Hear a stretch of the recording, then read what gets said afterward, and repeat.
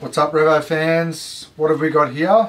Well guys, as you're probably already aware, Norco Bikes have released a new range of e-bikes, and the Canadian shredders from Norco were kind enough to lend us one of the new VLT ranges. Before we get into the ins and outs of this bike, what Norco Bikes have actually done is they've released 3 models of e-bikes. They've done the range, they've done the sight, and they've also done the fluid.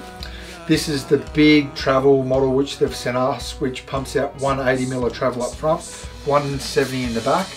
They've got the sight, which is 160 in front, 150 in back, and they've got the fluid, which is 140 in the front, 130 in the back.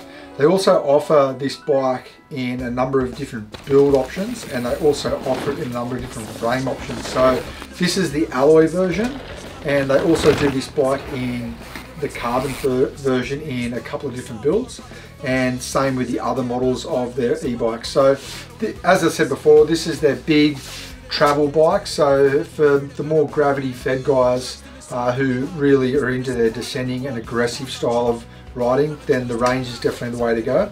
And then they're also doing the sight, which is more their sort of trail version, and then they're doing the shorter travel version as well for more of your trail guys. So we've got the new 38 fork up front from Fox. As I said before, 180mm of travel up front, 170mm of travel. Comes with a coil shock in the rear. It also comes with a full SLX Shimano 12-speed drive chain, but one really cool thing I like is it comes with the new 165mm crank. So for a long, low slack e-bike, they run a shorter crank, which is going to give you a little bit more clearance, so you're going to get a lot less pedal strikes. This thing is 29-inch wheels front and rear, and basically it's a bike where you set and forget. There's no adjustability in this thing as far as angles or anything go. Set and forget with this thing, which is pretty cool. One little thing with this bike is a lot of other bike companies have gone with the old 8000 motor. This thing runs the new EP8 motor. Me personally, I haven't ridden an e-bike with the new EP8 motor before, and I've heard a few naysayers say some things about the motor, and like anything, there's pros and cons.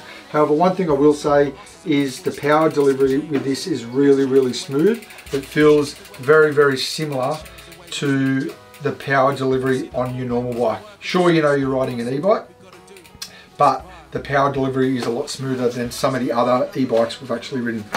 One thing we should probably touch on, and probably the coolest feature about this bike, is the fact that you can run 3 different size batteries. So all the batteries are compatible with all the frames. So no matter which model you go for, you can get the 540 watt battery, the 720 watt battery, but in this sucker we went with the 900 watt battery. Yep, you heard me right, 900 watt battery. We've already been out on this bike and we've punched a heap of runs on this thing, and I'll tell you that extra battery life, you not have to worry about running out of juice, because I'll tell you what, you're knackered before you're going to run out of juice. Anyway, without getting into all the nitty gritty and all the details on this bike just yet, what you'll have to do is check out all the in-depth review in the upcoming issue of Revolution magazine. Check it out.